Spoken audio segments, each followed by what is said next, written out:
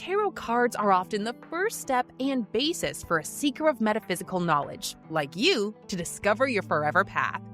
That could be astrology, numerology, healing arts, or any other spiritual interest you discover along the way.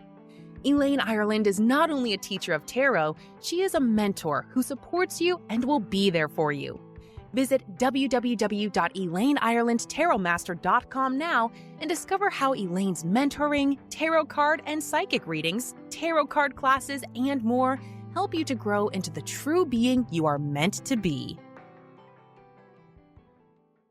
Welcome to Conversations with the Ancients, where you're about to discover a whole different world than the one that, up until now, you've believed you're familiar with. World-renowned metaphysicist, practicing psychic, and tarot teacher Elaine Ireland invites you on a journey where you'll hear voices from the past, interviews with some of the greatest metaphysicians you've never heard of, because in their time, they needed to move with stealth. You'll also meet today's spirit mediums, healers, and others who will show you a side of the paranormal you've never seen before. Be sure you visit our website at conversationswiththeancients.com. While you're there, subscribe to us via your favorite network. Now, hear the words of metaphysicians who blazed the trail. You're not in jail, thanks to them. Hi, this is Elaine Ireland with Conversation with the Ancients. And with us today, we have Mike Bara, B-A-R-A. He is an internationally known best-selling author, New York Times, in fact.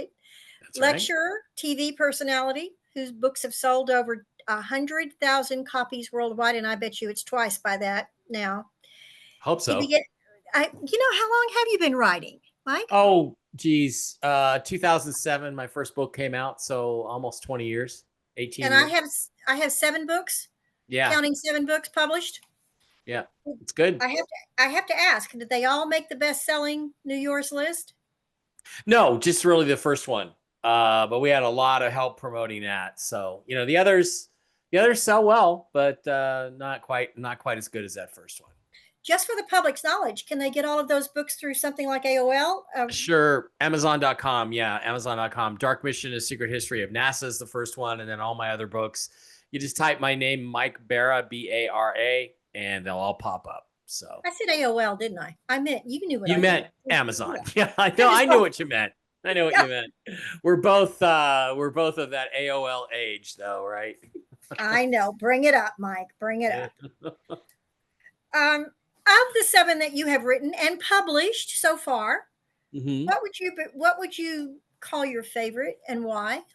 I think my favorite is actually Ancient Aliens and JFK, because it is. I have a unique perspective on the assassination of the president, the reasons behind it, and it's provable and it's documented, and it involves my pet thing, which is aliens. And I think that President Kennedy was absolutely going to. Did I do that? Can I? I didn't see anything happen. What happened on your end? Okay, has everything stayed the same on your end? Okay. Yes, it has. Thank you. I just moved myself up to the top. I don't know why. I'm used to hosting, so usually as the host, I'm on top. So. And that one, because I can document it. I have photographs. I have eyewitnesses. I can prove there were 2 gunmen.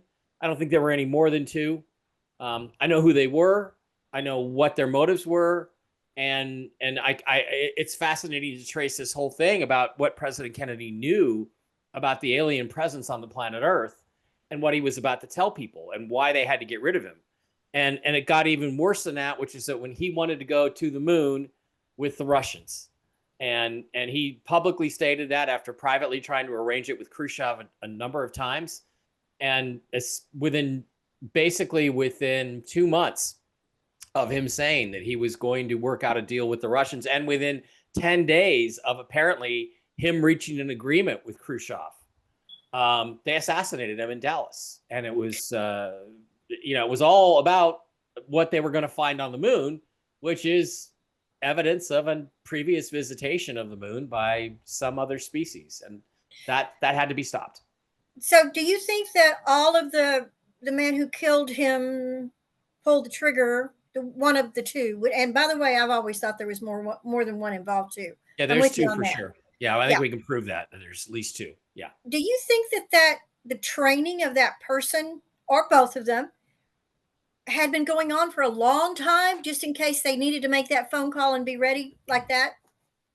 No, I think they were both assets. They were both CIA assets, and they were both affiliated with the military and intelligence organizations to a certain extent.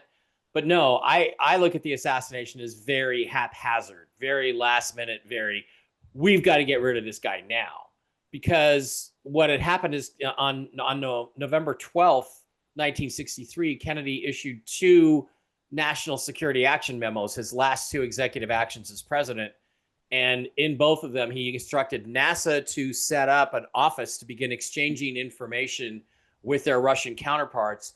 And then he instructed the CIA, director CIA, to inform NASA all about whatever our secret space programs were, any satellites, so that the Russians could tell the difference between our secret space programs and any what he called bona fide UFOs. Alien spacecraft is what he meant by that. So once that happened, and it was a real thing that they were really going to go to the moon together with the Russians as opposed to in competition, they said, we got to get rid of this guy. And there's a memo called the Byrne Memo, which was thrown into a fire by a former intelligence agent. His son or his grandson said, you can't burn that, pulled it out. It's partially burned, but it lists all kinds of things. And it's written in the hand of Allen Dulles. Now, Allen Dulles was the former head of the CIA. Kennedy fired him after the Bay of Pigs fiasco, but he remained in charge of an organization called Majestic 12 or MJ12, which was in charge of dealing with the alien situation on Earth. So in many ways, he was the most powerful person in the United States. But in this memo, it clearly says, we need to decide what to do about this guy, and I need your answer this week. And that memo is dated to late October, early November of 1963. So I think the Kennedy assassination was very haphazard. They looked at, where is this guy going to be? Oh, he's going to be in Dallas. Who do we have in Dallas? We have Lee Harvey Oswald, and we have J.D. Tippit, and we have Jack Ruby. Okay, put them on it. And that's what happened. And that's why it's so sloppy. That's why it's so haphazard. That's why there's so many holes, and why it's not smooth, because they were under immense pressure to get rid of President Kennedy before it became public that we had reached this agreement with the Russians. And that, I think, in fact, it's said that Kennedy was going to announce that agreement at the Dallas Trade Mart at the luncheon he was scheduled to go to when he was shot. Literally within an hour of when he was shot, they say that he was going to announce that they had reached an agreement to go to the moon together, which would have almost ended the Cold War. Come pretty close to ending the Cold War. So, which meant a lot of money would not have been earned. That's right. That's right. No Vietnam War. A lot of other conflicts would have been resolved. And the primary enemy, the boogeyman that we had to fight. And I'm not saying Soviet Russia was not evil. It was horrifically evil. But I think there was a chance for a rapprochement, then a chance for these two men, Kennedy and Khrushchev, who had faced off in the Cuban Missile Crisis and understood each other very well, to create a new relationship between Russia and the United States. And that was very threatening, not just to the people in charge of the alien question. It was very threatening to the people in charge of what Eisenhower called the military-industrial complex. So that's my theory. Do you think that Ruby was part of the plan? Or do you think he was individually going to kill Oswald because he had his own reasons? Or do you think he was part of the plan? Let me tell you this. In the 2017 documents that President Trump released, which were intended to be the whole thing, but have now been held off another 5 years. It was recently another dump, and there's still a few that are still classified, and they're working on releasing those. But in those 2017 documents, there is one where the FBI, there's an FBI document that is reported, sent to J. Edgar Hoover, which says that on the Thursday, a week before the assassination, Lee Harvey Oswald and a certain Dallas police officer, who was the second gunman on the grassy knoll, were seen together in a meeting in Jack Ruby's Topless Bar, his strip club. So, yes, they were all in on it. They were all assets. They were all, it could have even been that the CIA asked the mob, "Do you have anybody?" And the mob, went to Ruby, and Ruby said, "I got Oswald and Tippit, and they can do it." And they both hate Kennedy, and all that stuff. There's lots of reasons for their motivations, but here's another question that I so have. the document says yes, they all knew each other, all three of them. Speaking of documents, now granted, things way back when were not as how can I say this, created false documents. Yeah, it was harder to create. Much harder to create them. Yeah. Right. As they are today. I mean, today we can even make paper that looks like it was made in the 1700s. We can, then they could not. So that's one of the reasons when you say documented, I trust that time frame about documentation more than I would trust something if it was discovered today. I agree with you wholeheartedly. Right. So I tend to lean, I've always felt like there was a lot more to the Kennedy thing than we'll ever know. I was a young woman. I was in my 20s at the time. I remember that day very well. I was downtown working in Austin, Texas. I remember when it was announced over the loudspeaker that the store was closing down, go home, all of that. We've all got those stories. But I remember how dark the time was that day. It was interesting in Austin, Texas. In November, our weather is usually beautiful, not in the hundreds. And within an hour, it was like a whole cloud had come over Austin, Texas. Literally, there was no sun. There was no sun. And this is where he was coming into to have a meal, a big luncheon, a big, that sort of thing. That's funny. It's almost like, they talk about the crucifixion and the eclipse that happened. Everything went dark after Jesus died. And it's weird. But I do think that things like that, extraordinary things, unexplainable things, miraculous things do happen. And I think this was probably the most significant event of the 20th century was the assassination of the president. I think it changed the whole direction of the political state. Now, not that another president or something else could not have happened and changed everything, but I think it was one of the major changes in America when it came to politics. Yeah, I think it was huge. I mean, I look at the most significant events in the last, 2,000 years of human history, and I look at how would the world have been different. It would have been very different if Christ had lived. It would have been very different if Caesar had not been assassinated, and it would have been very different if Kennedy had not been assassinated. And I see those as the three pivotal points in human history, human consciousness in the last 2,000 years. And I because I think that absolutely that we were on a path with Kennedy to peace with the Soviet Union, to an end of the Cold War, which contaminated us and our body politic for the last 50, 60 years. So, do you think someone would have come behind him and destroyed all that? We're seeing how easy that can be done. Way too easy. I think Nixon would have been the next president in any event. I don't think LBJ, he wouldn't have had the problems that he had, but LBJ knew about it. He wasn't the planner, but he knew about it. I mean, I've got a photograph of the motorcade, by the way, where Kennedy's been hit through the neck, but he hasn't been hit in the headshot yet. And if you look back 2 limousines where LBJ is, you can see Senator Yarborough, Lady Bird Johnson, and LBJ is nowhere to be seen. He's already ducking. And this is when nobody even knows there's been a shot yet. The Secret Service is kind of looking around. What do they hear? But nobody even knows. He knew the shots were going to start happening as soon as they rounded that corner onto Main Street from Elm Street. So, he was in on it. But I don't think LBJ would have had any chance really of beating Nixon in 1968. He was such a miserable, unlikable, dirty, corrupt person that I think Nixon would have beaten him anyway. And things would have been drastically different. There probably would not have been a Vietnam War to split the country apart.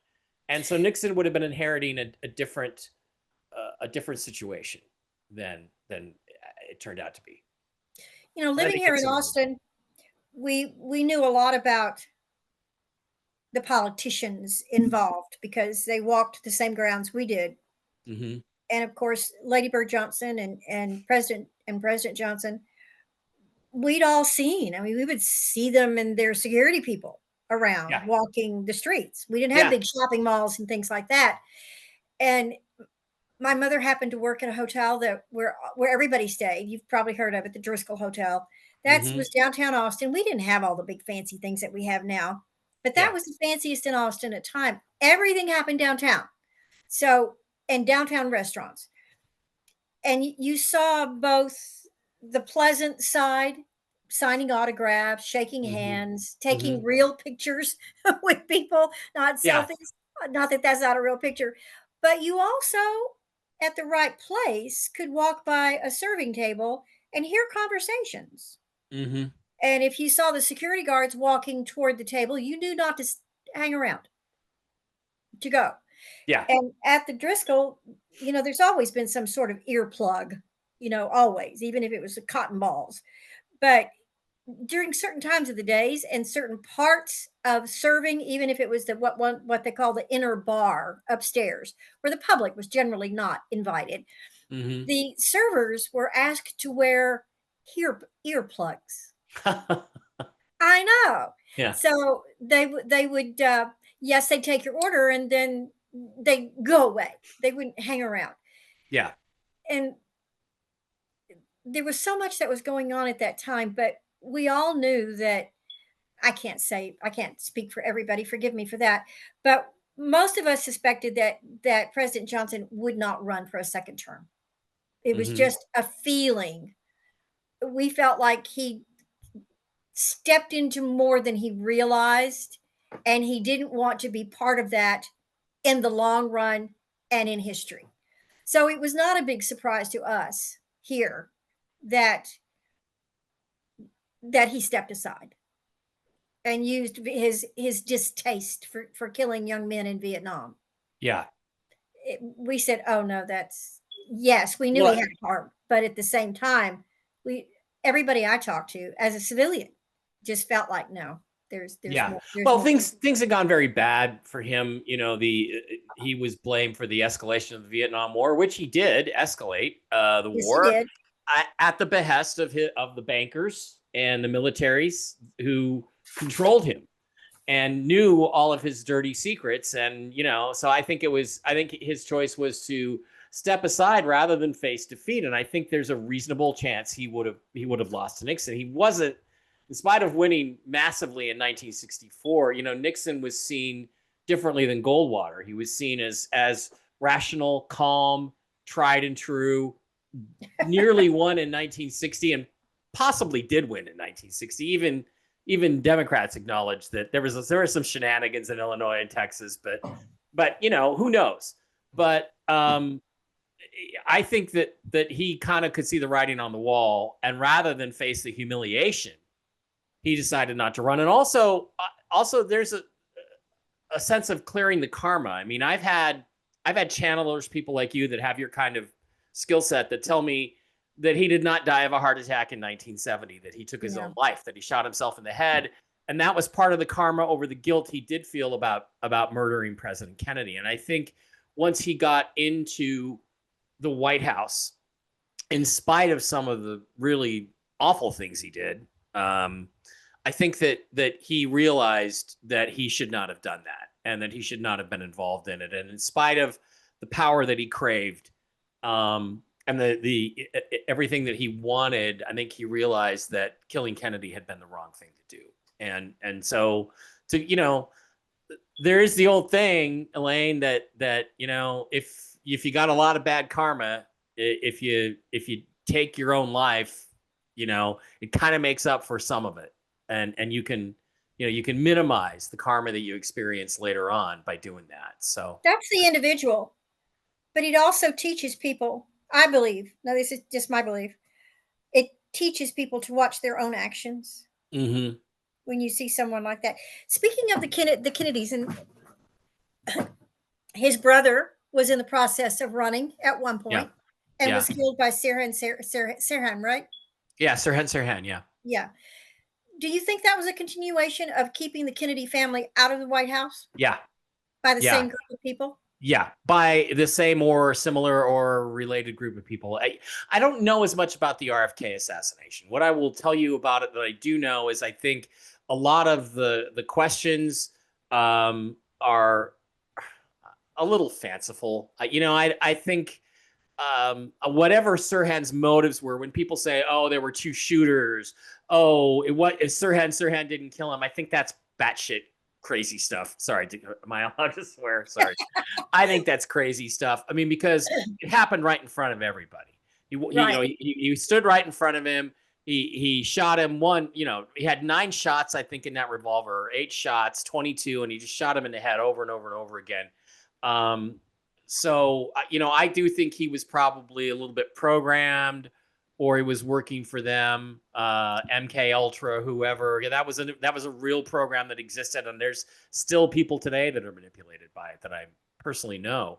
So I think that some of those are a little fanciful, but yeah, we are not letting this guy back into power, because Robert F. Kennedy would have done some of the same things that Robert F. Kennedy Jr. is trying to do, which is to expose the non-government organizations, the corporate corruption, the pharmaceutical industries. I mean, RFK would have had a different agenda because it was 1968 and not 2024, but it would have been the same kind of thing. And they're also really afraid he was going to dig into his brother's murder.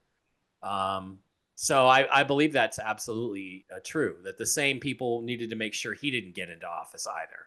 So and you notice that not too many other Kennedys have reached for higher station, except the one that is in a higher station at this point. President Kennedy got elected. He got murdered for what he was going to do in office, which is to tell the American people and the world the truth. I think about aliens and many other things. His brother was murdered when he tried to step into those shoes. Ted Kennedy, kind of did it to himself. He was never up to his two brothers. He was never up to their level. He was never going to be what they were. And then John Jr., and I believe John Jr. was either murdered or I think it's very plausible that he faked his own death and he's actually still with us. I think there's a lot of reason to believe that. So we're going off to a tangent here, but I think it's questionable. I think it's questionable whether he's really, John Jr. is really dead. But what about the girls? What about them? Would they be in the water or somewhere else? Well, okay, in 2017, President Trump's first year in office, there were rallies that he held. He continued to hold the rallies to promote his legislative agenda, right? And there were ones that took place in Pennsylvania and Ohio and places like that. At the Pennsylvania rally, seated very specifically over his shoulders, his left and right shoulder, were a woman and a man. And the man is been identified as a gentleman named Vincent Fusca, who I know, I've talked to. And he bears an uncanny resemblance to John F. Kennedy Jr. if John F. Kennedy Jr. wore a hat and had a sloppy, scruffy beard and wore glasses. And what I think is that this was not Vincent Fusca. This was John Jr., who was a trained actor, by the way, dressing up like Vincent Fusca in disguise. And the woman on the other side, so you're looking at Trump and you've got this JFK Jr. guy over one shoulder and this woman over the other shoulder, who is the spitting image of Carolyn Bessette Kennedy, right down to the little notch in one of her teeth when she smiles. And there are people who've done lip reading on their conversation. And their conversation was along the lines of, look, you're up on the screen. They can see you, she says to him. You're the star. And he draws out a star. So the lip reading is correct, right? He draws out a star so the camera can see it. And then she says, you're the junior. You're the star. And then he writes out JFK. F.K. Jr. Now, I will tell you this: that is not accidental. That is not Vincent Fusca, who is a very nice man and patriotic, and who was at the Butler assassination, by the way, behind the president, interestingly. That's somebody trying to convince whoever is paying attention that they are John F. Kennedy Jr. and Carolyn Bessette Kennedy. And later at other rallies, because they appeared in 2 different rallies, the woman who looks like Carolyn Bessette, and I can show you the pictures. They're amazing how accurate they are. She's wearing a ring that is a ring that Jackie Kennedy wore in the White House. It's like a ruby ring with certain diamonds around it. She's wearing the same ring, which she would have had if her husband, the son of Jackie and John, had given it to her. And there are all these other little things that add up, which are pretty amazing. When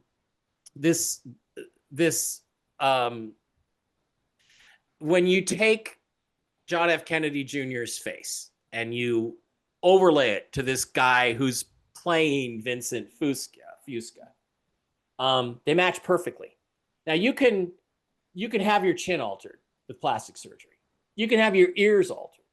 Okay, they can do a nose job on you, but things that they cannot change are the proportion between your mouth and your eyes and the separation of your eyes, and they are exactly the same. So there's even pictures of this guy, Vincent Fusca, being interviewed, because he's a big Trump supporting patriot. And they show him holding his hands, and he's crossing his hands exactly the way John F. Kennedy Jr. used to. His mannerisms are exactly the same. Now, the difference is Vincent's about 5'8", and JFK Jr. is about 6'2" or 6'3", but there's no way to tell from these pictures whether the guy at the rally is that tall or not. Then there's video that was taken that's out there that's from before the rally starts. And you see, let's call him JFK Jr., coming in, sitting down next to Carolyn. They're in their 2 positions over Trump's shoulders, and they start talking. And he gets up and goes to the men's room or something. And a Secret Service agent, a man who's clearly a black Secret Service agent, comes up and sits down next to Carolyn. And they're talking. And she says, yeah, he's going to be playing Vincent Fusca at some more rallies. And the Secret Service agent goes, well, where? And he goes, oh, well, Ohio. We're going to be going to Ohio, the 2 of us together. And then we're going to be going to Florida and yada, yada, yada. Now, I interviewed a guy who was the head of the Trump campaign in Pennsylvania in 2016. And I said, do you know that guy that's talking to her? And he goes, yeah, it's a Secret Service agent. His name is Joe Blow. So I know that was and the conversation is all in the context of this guy is pretending to be Vincent Fusca, and they are going together to Trump rallies. So the question then becomes, to what end? Yeah. And here's and the thing to remember is Junior and Trump were friends. They were friends in the 90s. They hung out together. They went to ball games together. They knew each other quite well. And if John F. Kennedy Jr. said, they're trying to kill me, they don't want me to be president, because he's going to avenge his father's death, who would be in a better position to protect him and give him a secret life and help him fake his own death than a guy who at the time was worth $2 billion, Donald Trump? So I have this weird feeling that there is some connection there between them. And they both apparently want the same thing, which is to get back at the people who killed President Kennedy. Because I also understand Trump was a big President Kennedy supporter. But that was a lot, back in those days. So that was another lifetime ago. Yeah. So, but I mean, all this, I really didn't put this in the book. Now I need to do a new edition of the book with all this extra stuff in it, right?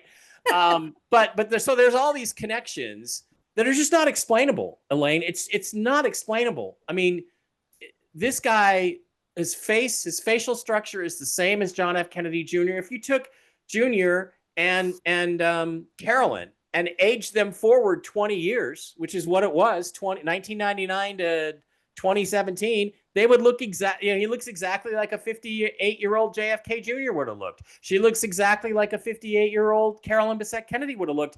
And then there's other people in the crowd.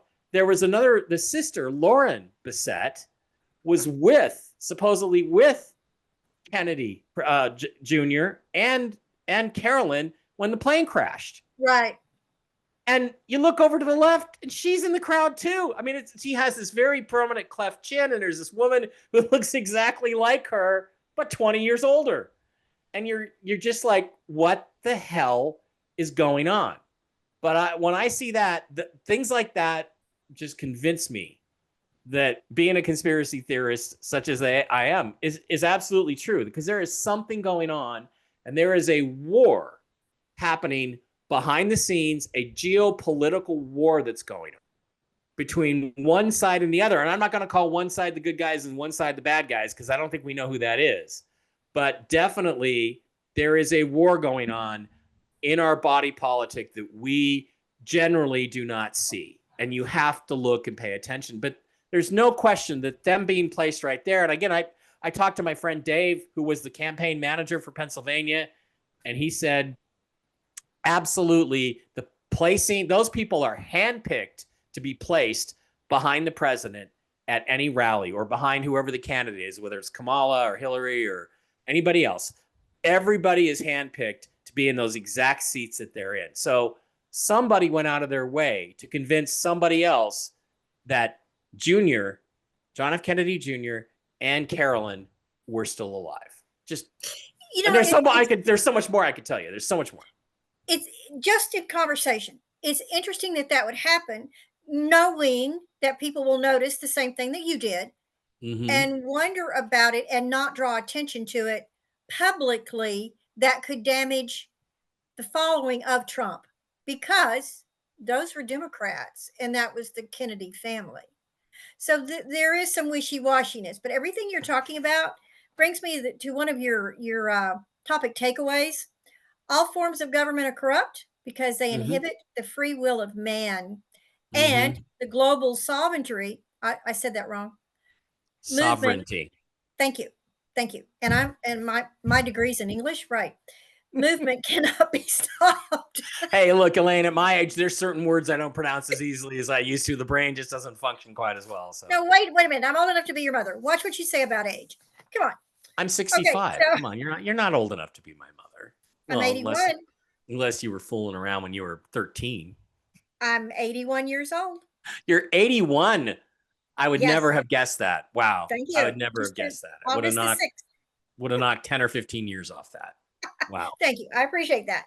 Yeah. But that's why I keep going, because you keep going. Use it or you lose it, right? Right. Yep. That's how Bill Shatner is still around. Captain Kirk. He just keeps moving forward and doesn't stop. And that's how he stays alive, I think so. I'm so glad you brought him up, because you got to work with him. A little bit. Yeah. Yeah. I wanted to bring that up a few minutes. There is so much to bring up about Mike Bara. You must go read his bio. We can't do it all today, but I do want to hit some of the really, what I think are really some of the fun things. He's been a featured guest on the radio programs like Coast to Coast AM with George Noory. I'd say his last name too, Noory. That's correct, Noory. He's been around forever and has talked to some of the best. So kudos for you. He's a regular contributor to the television programs Ancient Aliens, over 50 appearances. I think I've seen a dozen of those. I catch you every now and then and record them. I record that series, so eventually I'll see them all. America's Book of Secrets and Hangar One. I love it. In 2014, you starred in an alien investigation reality show for Discovery Network called Uncovering Aliens. I haven't seen that one. It's good. It's on YouTube. You can still find it. Okay. And Uncovering Aliens has been shown on the Science Channel, which is a big deal. And the Animal Planet, another big deal. But I'm looking for William Shatner. There we are.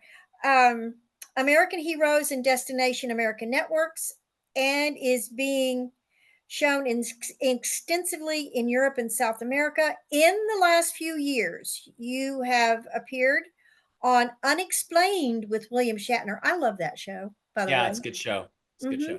You've appeared on a featured expert a featured expert on UFOs, the lost evidence for the Travel Channel.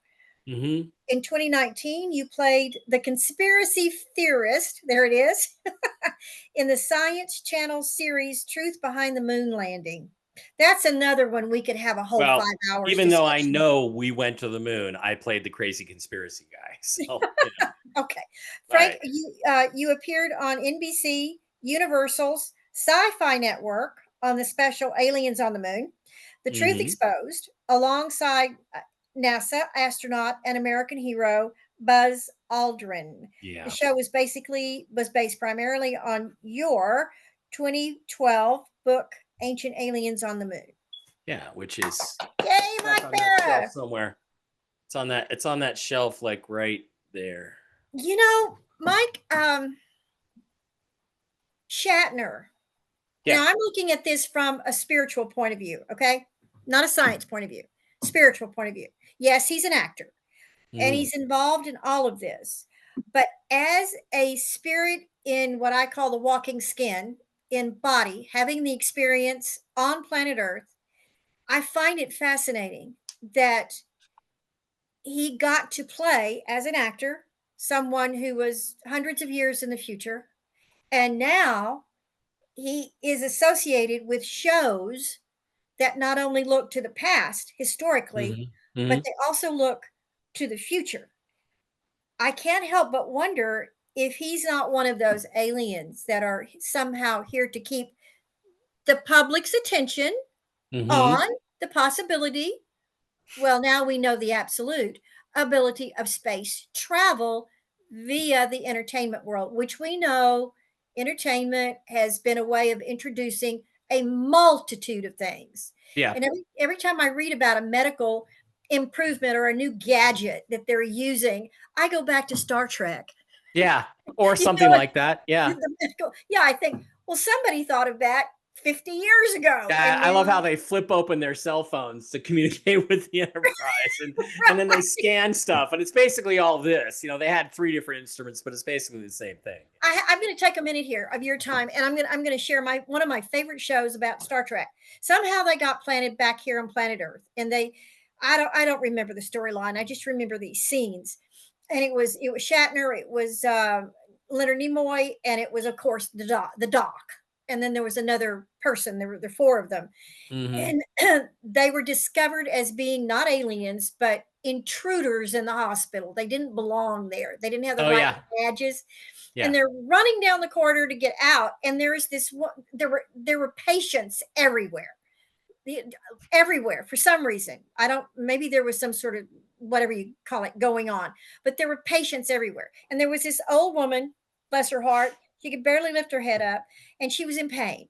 And every time a doctor or a nurse would go by, and you'd seen this throughout this show, she'd try to get their attention, and everybody was so busy. But when they were running out, the doctor had his little thing in his hand, and he's literally healing people as he's going out the door. Right? Yeah. He's not even stopping, but he stops with her, and he's very compassionate for just a split second, and he says, be still, something like that. And he hits her, of course, right here, and she's not only going backward in age, just a little bit, but Shatner gets impatient, and he's saying, come on, and the doctor says, it's just cancer, I took care of it. Yeah. And I'm going, I think that was actually the movie Star Trek 4. And was it the movie? Okay. Yeah, it was one of the movies. And she said, I think it was he said, what are you in for, sweetie? And she says, oh, I got kidney dialysis. And he goes, dialysis? And he hands her a pill, and he goes, here, you take one of these and you'll be just fine. And then later on, as they're racing out of the hospital, you see her, they're wheeling her through, and she goes, I grew a new kidney. Yeah. So yeah, that's McCoy. I loved it. But every time I hear about, or I have to say, talk with somebody medical that I've had the pleasure of talking to some people who have actually developed. We're in the process of doing lab work and developing major machines that are now used in hospitals. Yeah. And they come to fruition. And the last time I got an MRI, I could not, well, several MRIs over the last couple of years, but I had this, I was laying there thinking about having an association with one of the people that worked on an improvement for the MRI machines. Yeah. And working with what they're calling the stand-up machines now. Yeah, so you don't have to be in that tiny, tunnel Right. thing. Yeah, where you feel it. Yeah. I'm mostly claustrophobic, so that drives me nuts. But I do it anyway because I got to do it. But I couldn't help but think about the people that I've talked to in the medical industry, that they also go back to the Star Trek stuff and other science, what we call fiction, that actually comes to reality. Amazing. I'm going to go a little off the subject and then come back to it. That's okay. So I was told, by people in my mercy circle around 2010, 2012, 2013. Are we connected? You're frozen. Am I frozen? You're frozen. I don't know if I'm frozen. But I can hear you. One of us has a bad connection. Okay. But we can hear each other, and that's we can hear. Okay. So, all right. So that's good. All right. So that the military was ready to stage a coup. They were like, this country's completely out of control, and we're ready to stage a coup and arrest everybody in Congress and the president and everybody because they're all corrupt. And they said, okay, but if you do that, and there's rumors that there's time machines out there that you can see what happens. If you do this, this is what happens. And they said, okay, look, there's three possible futures that we're looking at. We fall into complete tyranny, 1984, and we lose our humanity. We can do a midway thing where we control everybody, but everybody does pretty well, which is kind of like Agenda 2030, where you will own nothing and you will be happy, kind of a thing. Or there's the Star Trek future. And my understanding is around 2010, 2012, around the time the Mayan calendar flipped, they chose the Star Trek future. So the Star Trek future means you're going to be able to eat a steak without having to kill an animal. It's still going to be a steak, but you're not going to kill an animal. It's going to taste delicious. So the cows, who are feeling, sensitive, sentient creatures, and I love my steak and I love my wings, but I don't want to. I'd rather not be killing animals to eat them. And by the way, God, you suck for making it so that we have to eat something that died to survive. I hate that part of this existence. I know, I'm a vegetarian as well. So, well, I mean, but even then, look, in one of my books, The Choice, the plants, when they know they're going to be harvested, they feel fear also. They get terrified. So, they're just as conscious as anybody else. And we can talk about that in a minute. But the Star Trek future involves new medical innovations. And I'm like, okay, so you hear about these things that they're calling med beds, which are supposedly they're able to scan you and they read your DNA and they say, okay, these things are haywire in your DNA and we're going to fix them. And you can fix them and then you can suddenly become the healthiest 81-year-old or 65-year-old you could possibly be. You look better, you feel better, your skin, everything looks better. You probably look 10, 15, 20 years younger. Supposedly with this technology, there's another level where they can say, okay, we can also age you back 30 years if you'd like to be 35 again, Mike, which I would, and be 100% healthy at 35. We can do that. And okay, so that may not be for everybody, but some people are going to do that. And then there's even more advanced technology, which supposedly comes from aliens, which is that you can live forever if you want, and you can change anything about yourself that you want. You can become a Ken doll or a Barbie doll. Personally, I don't like that future because I think we all chose to be who we are in this lifetime for a reason. I would love to be the best Mike Bara I could be, but I don't want to be somebody else. But those technologies exist. And I'm like, okay, that's really fanciful. It's really cool. And I asked some people inside that know a lot about the financial changes that are coming, that you and I have talked about. And he said, no, there's no such thing. There's no med beds. But what they're going to do is they're going to be able to like take your blood and run it through an AI machine, which is going to analyze you and figure out everything that's wrong, and then change your DNA so that all that stuff is fixed. And then they just pump your own modified, perfected blood back into you, and you get better. And over the next couple of months, you feel better, you look younger, you look 20 years younger. And I'm like, what's the difference? Because I think that's the cover. I think that these med beds do exist, and they are going to change everybody's medical conditions if we can all live long enough. Let's pray we all get there to when they finally release this stuff. And they're just going to call it, oh, look, Elon Musk used AI to invent some new healing machine that's going to make everybody look 20 years younger and feel 100% better and cure cancer and all that stuff. I believe that thing is coming. So I'm like, okay, that's all fascinating. That's good. So then just the other day, I have a friend who said that he went to the doctor. He's a very close friend of mine, Jim. Jim here, he lives in Vegas. And he has a poker game with some ET techs and some doctors, among other people. And without him prompting at all, his buddy, the doctor, brings it up, the EMT, not EMT, but the emergency room doctor, brings up and he goes, we're starting to hear these rumors about something. And they're calling it like a medical bed or a med bed. And he goes, and we don't know what it is, but our hospital is looking into investing in this. And Jim knows all about this stuff. And he goes, oh, really? Really? What are they telling you? And he goes, well, they're telling us that they'll be able to like fix any ailment and they'll sort of restore you to you look younger and you'll feel better, and it'll take 20 years or 30 years off your life. And then one of them said, yeah, and then they've got this other one that supposedly can make you like almost like Superman, like you'll feel 1,000,000 times better. That's called he said that, I forget the name of that. He goes, it's called like a millennial chamber or something like that. And that's what I've heard 10 or 15 years ago is the so-called celestial chamber. So he didn't have the word celestial. He didn't catch that. So here's the reality. This technology is now reached the point of people in hospitals are now thinking about investing in this technology. So that tells me that this technology is real and that it's coming.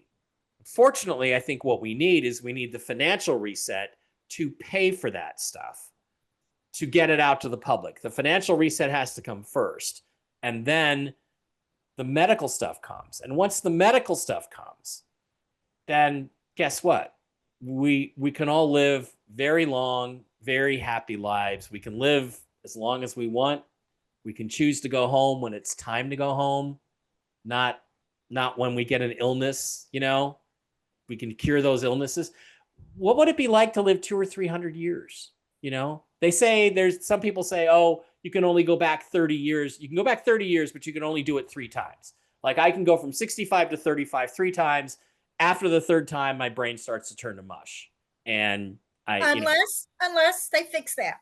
Unless they have a new technology, but in another 90 years, right? Right. So, which wouldn't surprise me at all. But think about that. Like I've been married, but I never had any kids or anything. So I have this obsession with doing the things I came here to do, with a certain amount of prominence, with teaching and getting information out to people, and introducing the fact that we're not alone to people, alien stuff, and exposing corruption and telling people the truth about the way we've lived for the last 2,000 years in the occulted age of Pisces, and bringing us into this new world. But that might take another 30 years for me to do that. But then after that, Elaine, why do I need to keep doing that? I mean, if I achieve that in the next extra lifetime that I'm given, the extra 30 years of life, then why couldn't I say, well, after that, you know what?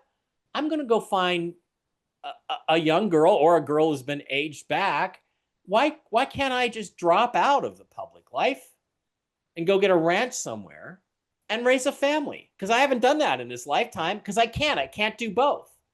But we're going to have, when this technology hits, we are going to have the option to live 2 or 3 different lives in the same body in one lifetime. Now, there'll be no paralysis and nothing. Go ahead. Now we have to make sure that the planet, this planet, if you want to stay here, is going to be able to support that. Yeah.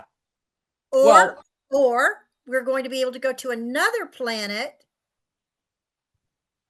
and do that. Exactly. Well, so what do you see happening elsewhere? You see, what does Elon Musk keep talking about? He's obsessed with going to Mars and starting a colony on Mars. And Mars, by the way, used to be just like Earth, used to be a beautiful garden spot. But, without getting into a lot of complication, it was not a planet. It was a moon of a much larger rocky planet that either blew up or was blown up and devastated it. But we can reclaim Mars. There's water there. I told you that 25 years ago, me and Richard Hoagland, my partner. There's water there. NASA now says, well, there's a lot of water there. You should have asked Mike Bara 25 years ago. I would have told you that. But all we have to do, Elaine, is send what they call lichens, which are basically just little plants that suck up as much carbon dioxide as they can and pump out the oxygen. Just send them to Mars. And in 100 years, Mars will be just like the Earth. I have always felt like there was a culture, and people don't fight with me about this, people. Don't send me ugly notes, please. I've always felt like the inner part of the moon was where what we would call people are life beings. I've always felt like whatever happened on the surface, survivors went underground, and that there's a tremendous amount of water. It's like Earth turned folded in, if you want to call it. There were oceans on the surface, and when the cataclysm hit, the planet exploded. It was a tidal locked moon. In other words, how the moon always shows the same face to the Earth. The Earth is spinning, but the moon always shows us the same face. It was the same thing with Mars. The explosion happened.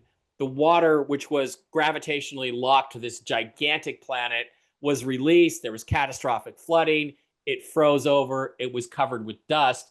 But you're right. There are underground civilizations. In fact, I can show you some pictures of what they built underground after that happened, but they just couldn't stay there. They couldn't stay there, and it was easier for them to come to Earth. And I believe that's what they did. That's what these ancient stories of the Anunnaki are, that they're mostly Martians who were like us. Maybe they were giants. They were bigger. They came to Earth. They were able to work out a thing where they could crossbreed with the Neanderthals that were here, and they ultimately created us, and we're their ancestors. We're their successors. We're their descendants. So, and there's a lot of things about us that say that. I mean, do you know, if you're outside of the Earth's gravitational influence, your circadian rhythms here, biorhythms, are 24 hours. You get up into orbit at the International Space Station, your biorhythms switch to 24.9 hours. Guess what 24.9 hours is? It's the rotational period of 1 day on Mars. So there's something encoded in our DNA that's Martian. So that's what I think happened. And I think that's what a lot of these stories in the Bible about the Ajiji and all these other, the Watchers and all that, that's what all these stories really are telling you. The book of Revelation, I don't think that happened to Earth or is going to happen. I think that's what happened on Mars. The fire, the brimstone, the explosion. They tried to survive, and then they came. Thank you for saying that, because I can't say I have a Bible background, but I have a religious background. Right. And so many of my family and friends, I've always said, if I could read the original in Hebrew, I would read the Bible and take it seriously. However, as an adult, now I question what is original. What is original? And they keep finding over years new books of the Bible. Right. What is associated. And it doesn't seem to matter what country it is. But we have to remember that at one time we did not have countries. The Dead Sea Scrolls and things like that. And again, this is why I think Trump is opening the Smithsonian, because there's stuff in there that's going to tell you what your real history is, what the real history of the United States is, what the real history of the world is, that they found Egyptian artifacts and sarcophaguses in the Grand Canyon, that there's enough gold in the Grand Canyon to make this planet wealthy beyond words. And gold has an intrinsic value as a healing. It has healing properties. It has gold and silver have value in manufacturing in all these different ways. So, I think that's what's going to happen in terms of the Smithsonian being popped open. Is a lot of stuff's going to be exposed. The problem is we haven't had that one moment where we flip into what I call an asymmetric timeline, the timeline where aliens exist, where history is shown to be false, where what's in the Vatican archives is astonishingly weird, that there were aliens fighting wars on Earth, 10,000 years ago. But we just need that one thing, that one domino to flip that timeline open. It hasn't happened yet. I'm still waiting for it. If people would look, and I picked this up from one of the marvelous shows that you were on. If people would look at artwork, ancient artwork hanging out in the open, the artists have ships with fire, round ships, long ships, rockets, people riding. up, yeah. When I during the harmonic conversion, I was in Palenque, and had the privilege of being in a Palenque pyramid area overnight. And this is going to sound crazy unless you were part of the witnessing there, but at 10 to 11 o'clock at night, a column of spaceships came out to play, and people from all over the world were there, and they were saying, come down, talk to us, come on. I mean, people were clapping and singing, and yes, the FBI were there, the black suits were there. Could they have been any more obvious? Why did they wear those silly black suits to just, I mean, it was so stupid. They were taking people's cameras away from them. I had people literally, because of where I was standing, literally put it. No, we didn't have cell phones then. Keep that in mind, public. We only had old-fashioned, still sounds funny to say that, cameras with film, Kodak film in them. I had 3 total strangers, because of where I was standing, hand me rolls of film. And one guy looked so desperate. He said, bury this. I buried it. Yep. I don't know if anybody will ever find it. He asked me to do it. I said I would. I did it. The other 2 rolls, I went in to have them developed. I got back nothing but blank. Yeah. Of course. And that's another story I could tell you. But what was going on in the heavens was just amazing. Yeah. And the sounds and what happened in Choctaw Canyon, but did not make the front page of what is the magazine that has the yellow trim? Where's my head? It's been around forever. National Geographic. There we go. National Geographic, right? Okay. It was yellow, and it had one cover, and it lasted less than 24 hours on the stands, and the government said, "Get them down." The government said that. Yep. Because of the photograph that was on the front. And that was an amazing night with everything that went on. I mean, I don't think there were any of us in our group, and there were about 20 or so that slept. I mean, we didn't sleep for 3 days. We were so wired. Sounds like a weekend in Vegas. No, I never sleep. Yeah, I do sleep. I have to say, in my younger days, Vegas, that would have been it. That would have been the case, but yeah. That would have been the case. I want to go back to you. The suggested title for this was The Physics of Spirituality. How does spirituality fall in with all of this? Well, okay, so we all know that we're connected to God, Source, Jesus, name your deity, call it whatever you want, right? We all know there's a connection, because if we're open, we've all had moments in life where the only way that could have happened is if someone arranged it, right? Somebody bigger, higher, more powerful than me arranged it. So call it whatever name you want. So there was this girl I was quite infatuated with around 2010. And I was trying to show her a path that was different than what she was on, that was better, that was more spiritual, that was acknowledging of reality, of religion. And, you know, there's all these different pathways you can find it. And, you know, I was very much the scientist, right? And it's really cute because I remember we used to have fights. We used to go back and forth. And I remember one time we had a really bad one. And I finally just said, screw this. It had been months, maybe a year. And I went back to her and saw her. And I told her how I felt about her. And at the time, I didn't really realize I was really in love with her. But I said, look, you know, I care about you. I don't like not having you in my life. I want to fix this. This is how I feel about you. Anyway, so she said, okay. So we went back to go hang out at my place. Nothing like that. There was definitely clear there was not going to be any fooling around going on, but we were gonna spend some time together and talk. And you know, she was following me back to my place, and she said, "Turn on such and such a station." And I did, and it was playing The Scientist song by Coldplay, right?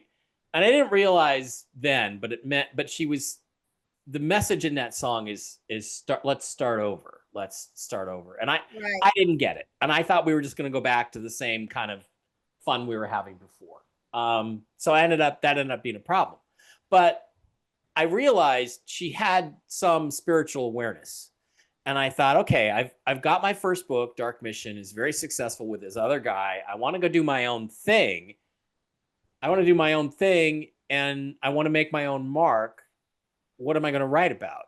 And what I realized is that embedded in this book that we had written, which was about monuments and pyramids on Mars and the civilization that was there, and how their geometric arrangement implied an underlying physics that was completely different than Einstein and quantum physics and all relativity and all this other crap that's wrong, by the way. I thought, I want to write about that, because not only will I make a name for myself there, and I can work with people more in the spiritual community, I can cross between the alien conspiracy sci-fi community and the spiritual community, but I know she's into this stuff and I can teach her things.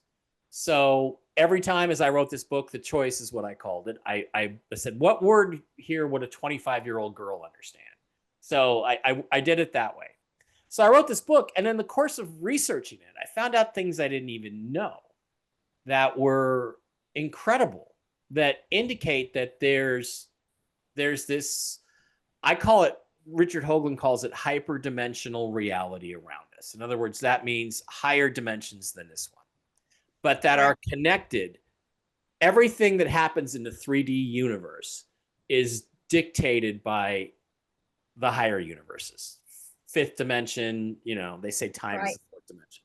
So a lot of that was about, well, what's the mechanism?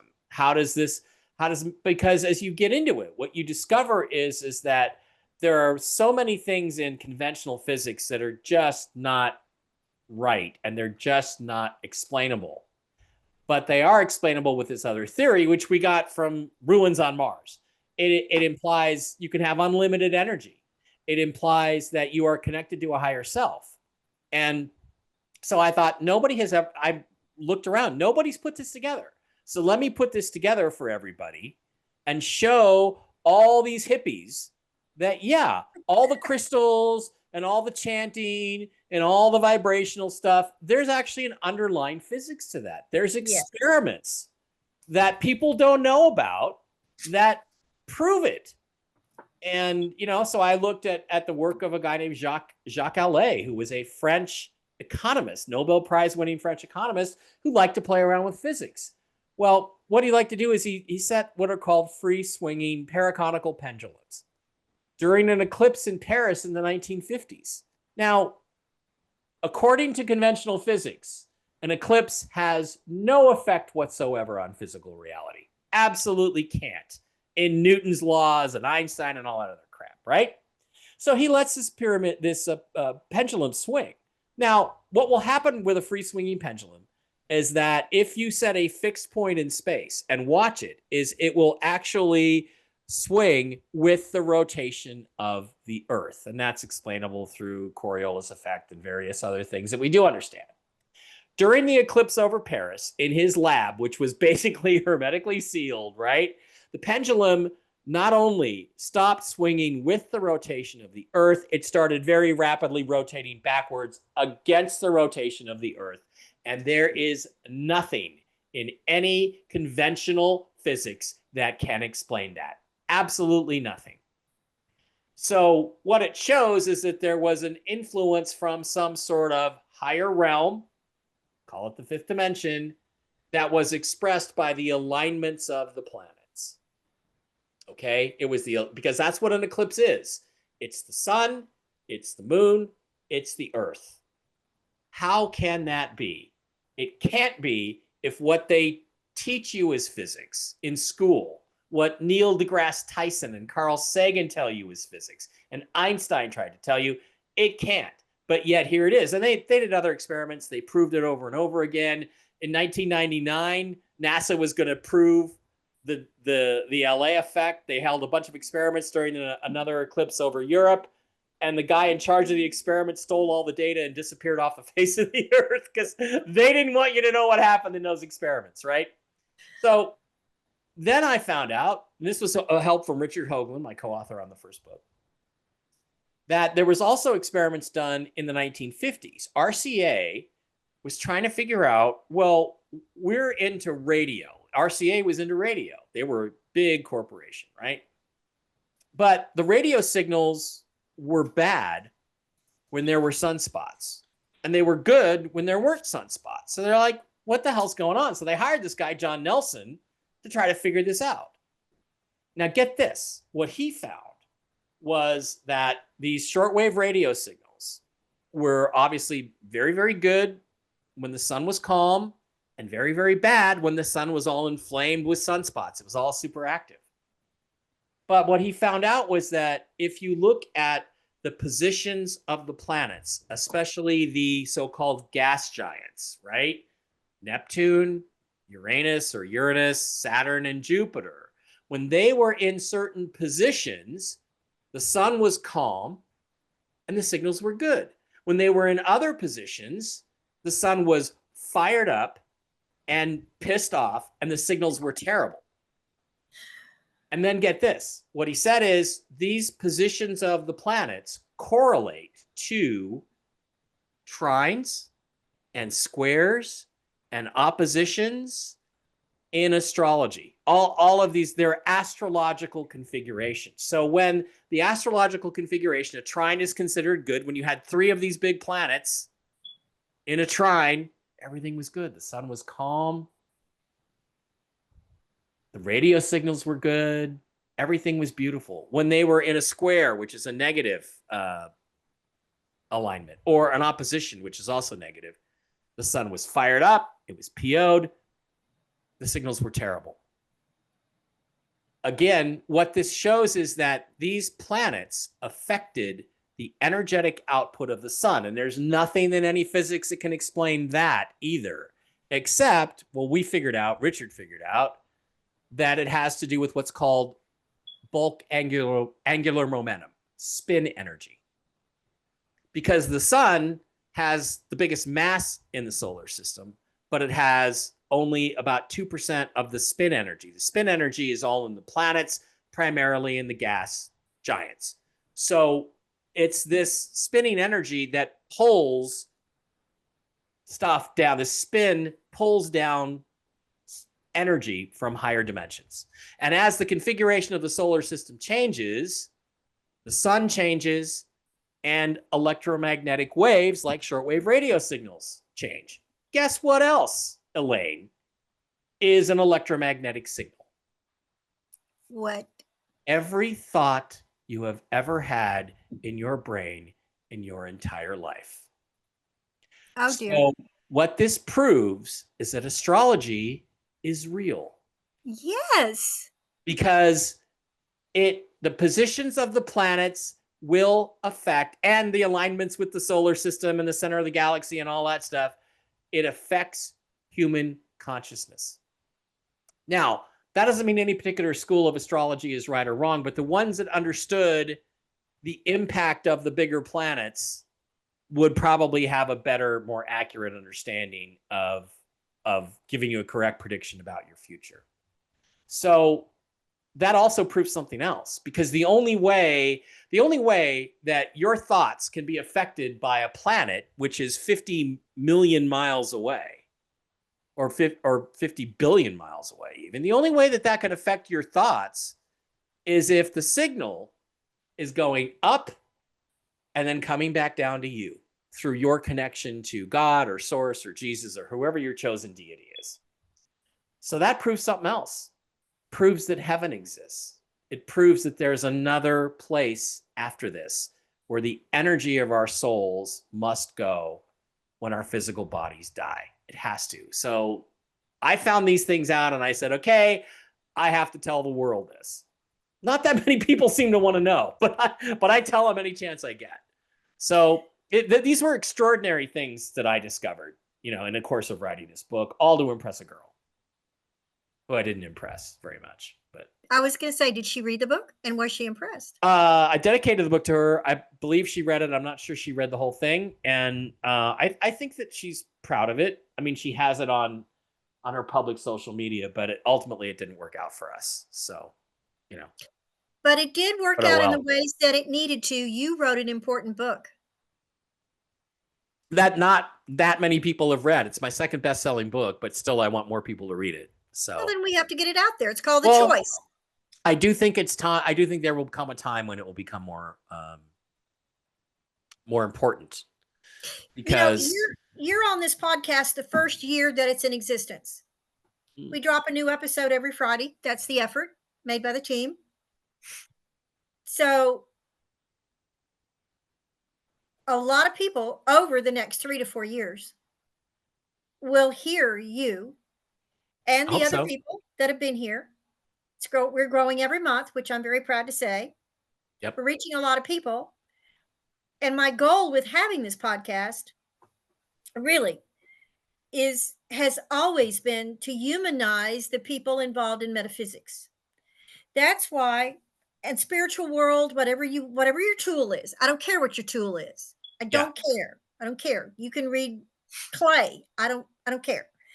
It's what's important. To me, it's all about the spirituality. But so often readers are looked at as a little strange, and we're not sure about being friends, and oh my God, and you need to leave the church and all this other crap. We are humans. First of all, we are a spirit in a human body of our choice, having an experience on planet Earth. Mm-hmm. But we are more than that. We also have to live with human challenges. That's part of the lesson. That's human choices. Human challenges and human choices. Exactly. Right. And that's, Spirit says, or God says, or whoever says, well, if you're going to go to planet Earth, then this is what you got to do in exchange. So our payment to be here on this beautiful planet with other people having this marvelous experience are challenges, and they're all unique. Mm-hmm. I'm going to share the fact that you are a twin.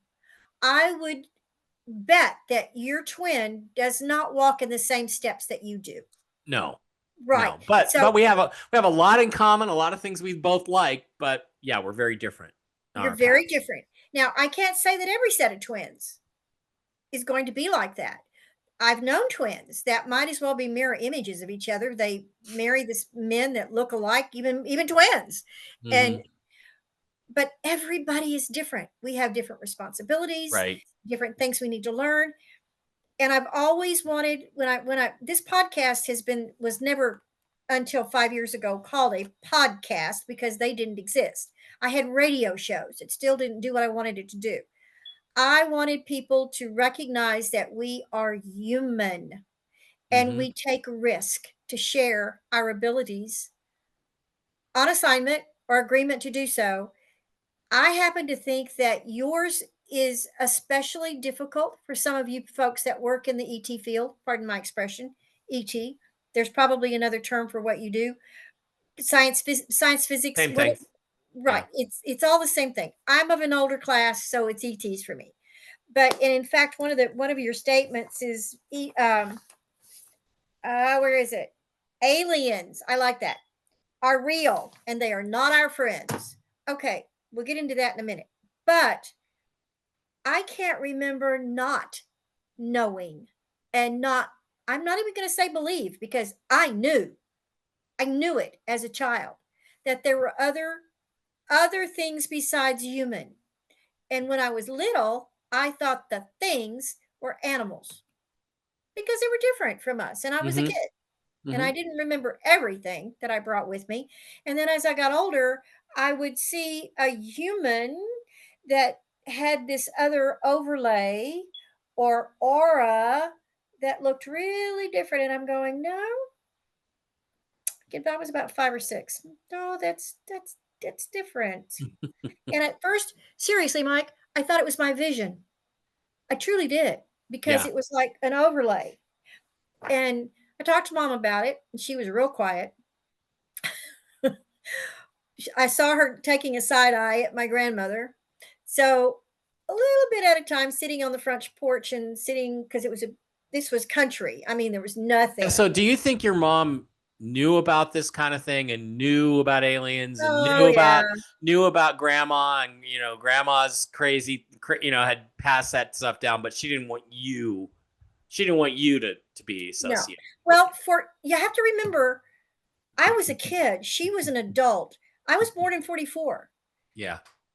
And by the time I was 5, we were getting ready to go to Italy in a military. I grew up overseas.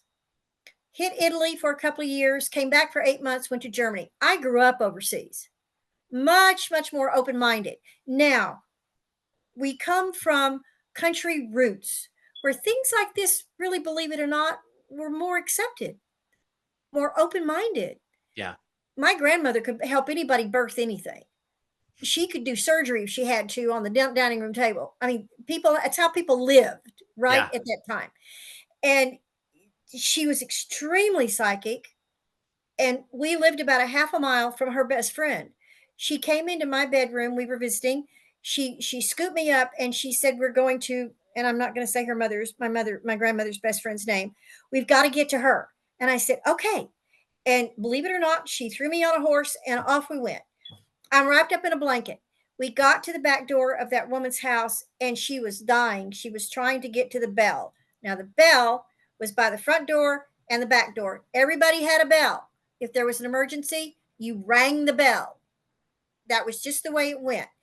She had the bell in her hand and she was about to pull it and she froze. She just froze. And my mother got to be with her best friend for about the less than 5 minutes of her Wow. life. Now, how did she know? How did she know? Yeah. In the middle of the night. But this is how everybody in the country lived at that time. Yeah. So, yes, they knew about this. They saw things in the sky this is a country sky, nothing over 2-3 stories high, period. And it was okay with everybody. But because I was going to be part of a family going into a more modern world, my mother really didn't want to discuss those things. My grandmother did, thank God. And we talked about it. But I don't think there's ever been a generation alive that has not been aware of what we now call aliens, which that's almost insulting. But I've never doubted it. I've never doubted it. And I have to say, and we're not going to go into it, I have had the privilege of acknowledging over the years a number of people that you and I can discuss some other time that have crossed my path. They've always put themselves in front of me. I've never gone looking for them. And even at a psychic fair, there used to be a group that would come in. They were called the Kids of the Night. That was something. They were not homeless, but they were street kids, and adults who took care of them. It was like adults that just took in all the kids and tried to make sure they were fed and they got to school and all that stuff. But we knew who they were. Yeah. We knew who they were. So yes, I have never doubted it. So when you say, but they're not our friends, are you talking about different groups? Yeah, you know, it's interesting. I have someone I'm spending a lot of time with, and she's trying to open my eyes a little bit about, you know, everybody says, oh, well, the pretty ones, the Nordic ones, they're good, and the lizards, the reptilians, they're bad. You know, a lot of them are. But she's like, no, there's good reptilians and there's bad reptilians. There's good Nordics and there's bad Nordics, just like everything. But my point is, um, we tend to think people, especially who have encounters with them, and Whitley Strieber, I think, is one of the worst of these. Yeah.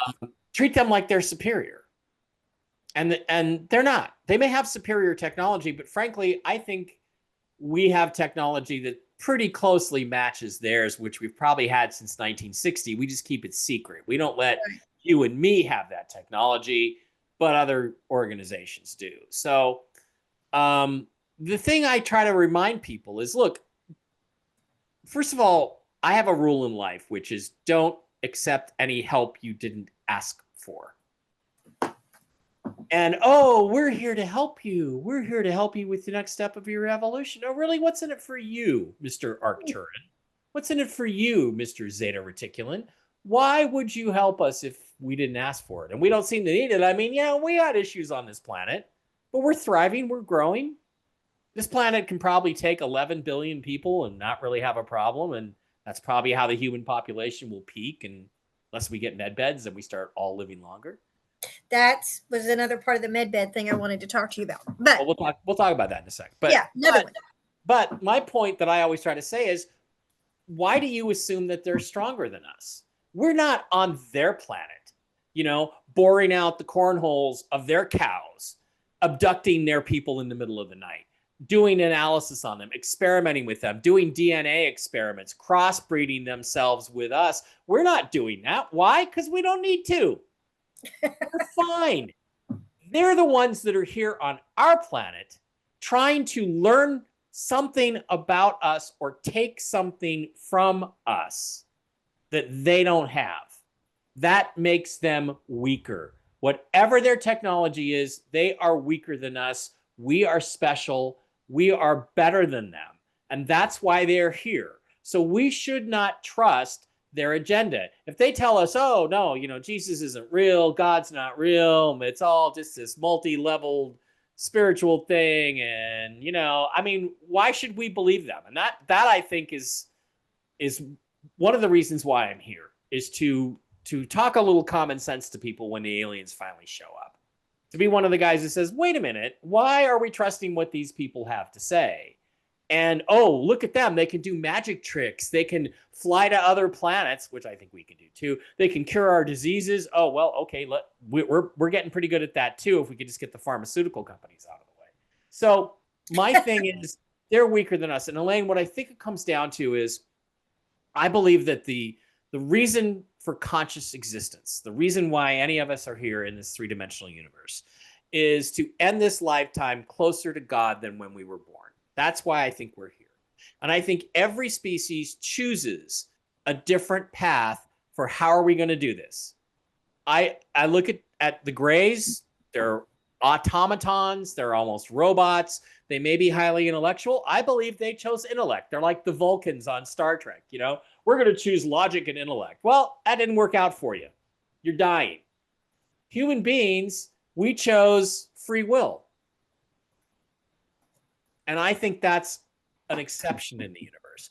And I believe that these aliens believe that, and free will, I think, is a rare thing in this galaxy, at least. I don't know about the universe, but it's a rare thing in this galaxy. Most alien societies that I understand much about from people who channel them and people who've experienced them are repressive. And I think that they're trying to figure out, our way is dying, so we have to jump onto not their timeline, but their evolutionary line. And the way we're going to do that is with genetics. So they think it's a physical thing. That's why they want to get to our genetics, because they believe that somehow the essence of what makes us special is embedded in our physical DNA. And that's how that, and I think that that's not going to work for them. I think that they're going to try it and it's going to fail because you chose a different path and you chose the wrong path. And, you know, they don't know how to love. I mean, I have a friend, ex-friend, who, you know, she told me the story one day, you know, her life's completely normal. She's 20 years old. She wakes up in bed one night, you know, and there's 3 grays at the foot of the bed, and there's an alien baby crucked in her arm that's half and half, and she instantly knows it's mine. And they're watching her trying to figure out, like, well, what are you going to do with this baby? They don't know how to love. They don't know how to, they're so separated from God's grace that maybe by their intellect, maybe by their arrogance, maybe by their desire to control. I don't know. All I know is they're here for us. They're not here for the oil. They're not here for the water. They're not here for the air. All that stuff is abundant throughout the universe. They're here for one reason and one reason alone, and that's us. And it's our spiritual essence that they're after. And we should not give that away easily. Compassion is a word that I've always thought about when I hear about aliens doing stuff and taking stuff and blood and all that stuff. Yeah. There's some intangibles and non-scientific things. I agree with you totally. Like love. That is a non-scientific energy. Yeah. Psychiatrists can, whatever, laboratories can research it, but it's something you're taught. Feelings are, but you're not taught that, Elaine. Your feelings can be suppressed. We naturally come into this existence full of love and ready to give love. We're taught to suppress that, or we're taught not to use that, or we're taught sometimes by our life lessons, by abuse or whatever, not to trust that. But I think if we were all left to our own devices, all of us who really have a soul, and there might be some human bodies here, human skin suits that don't really have connection to source, that really aren't souls, but those of us who have them, I think that's a natural state of being. You know, there's a saying I heard once. It was an economic debate, you know. This guy said, capitalism isn't even an ism. It's just what people do naturally if you leave them alone. And I believe the same thing about love. You know, love is not even really an emotion. It's just what people do naturally if you leave them alone and let them grow in their own way. So that's what I think we're facing. And I think that those that would like to oppress us, that's what they're trying to suppress. And those that would like to steal from us are trying to steal from us. How do we love like you guys do? Because we're on a path to go forward. And many of these alien species are not. They're at dead ends, or they're coming up to a dead end. And so they want to latch on to our bandwagon, which I'm fine with that. You know, I'm fine with putting my hand out and helping you, but it's not okay for you to take. It's not okay for you to manipulate. It's not okay for you to frighten. So that's kind of where I'm at. Right there. Not okay to frighten, which they do a lot of. Anything. Yeah. You know, there are people I've known abduction experiences, and one of my friends on that show you mentioned earlier, Uncovering Aliens, maybe this is why you mentioned it. It was a great cast. It was a great show. We shot 5 or 6 episodes. They only cut 4. They showed them 33 times and then decided not to go forward with the show because, you know, Hollywood shit, the executives, they all left, and the show was expensive. But it should have gone on, but I think part of that was my energy. I think there were forces suppressing my success level in 2013. But one of my co-stars was named Stephen Jones, sweet British gentleman, wonderful guy. And you had me. I was the show's sort of skeptic because I'm very skeptical. We had Maureen, who was, you know, kind of the eye candy, and then we had Stephen and Daryl. Daryl was, the alien is evil. We must chop him up. We must eat him. Eat him like sushi. Tastes like chicken. You know, he had bad experiences with aliens, no question, bad ones. But Stephen was, oh, the aliens are here to help us in the next step of our evolution, and they're here as our brothers and all this stuff. And And so he was adamant about that. And they were a great choice for the show because they would go back and forth. And man, you should have seen some of the arguments that weren't on camera between us two. It was exciting. It was so, that show had so much potential, and I feel so terrible it didn't go forward. But we were at a house in Michigan, and we were investigating an abduction case. And I was kind of like not believing this guy. That was kind of my job, was to be the one who questioned. I was the voice of the audience. Is this really real? But Daryl had this thing, and it was like a police sketchbook. You've seen police sketches, right? Oh, yeah. And so, you know, he would flip through. He had eyes, and he had noses, and he had mouths and chins. And he would flip through, and people say, no, those are the eyes. So this guy picked a set of eyes. He's like, well, that's the chin and the mouth. Okay. And then he would flip through the noses. And he did. And when he did, it was this praying mantis thing. And this is on film. This is on camera. This is in one of the episodes that actually was broadcast over and over again. You can still find it. I think the episode's called Abductions and Bright Lights, Uncovering Aliens. So go check that out on YouTube. And Stephen, Mr. Love and Light, that face of this mantis, praying mantis type alien, scared him so much that he had to get up and leave the room. Whoa. He could not be in the same room with it. So he had said previously, all my abduction experiences were beautiful. They were wonderful. Yes, they took DNA, but it was really fun. And, you know, I remember one time he joked, he said, I don't know what you just did to me to extract my sperm, but could you please do it again? You know, because they just put a machine on him he just, you know, can I say that can I say ejaculated? That's how they would take sperm. Okay, I just did. It's too late now. You can cut it out. And everything's peace and love and light. But when he saw that face, it frightened him so deeply. Why? Because he had suppressed the memories of these other beings. And the aliens that abducted him may have been good to him, may have been nice. I believe they had implanted this idea into his head that they were here for the good, because then he would help spread their word and you know, be on their side. And that was important to them, that they have spokesmen with the human race that would support them. But when he saw that mantis thing, and they are universally reviled. When people see them, they hate them. My friend Tom Reed, who has a very famous abduction case, his whole family in the Berkshires in 1969, you know, he's terrified of those things. So they're not all good. And even if they pretend to be good, a lot of times behind them are forces that are not so good, that are either here for some nefarious purpose, they're working for the dark side, Satan, whatever you want to call it, or their own agenda is the only thing that matters to them. And whether any of us live or die or we're wiped out, as long as they get what they want, that's what they care about. So I'm glad I went back to that. Thank you. That's another way of looking at those beings. Yeah.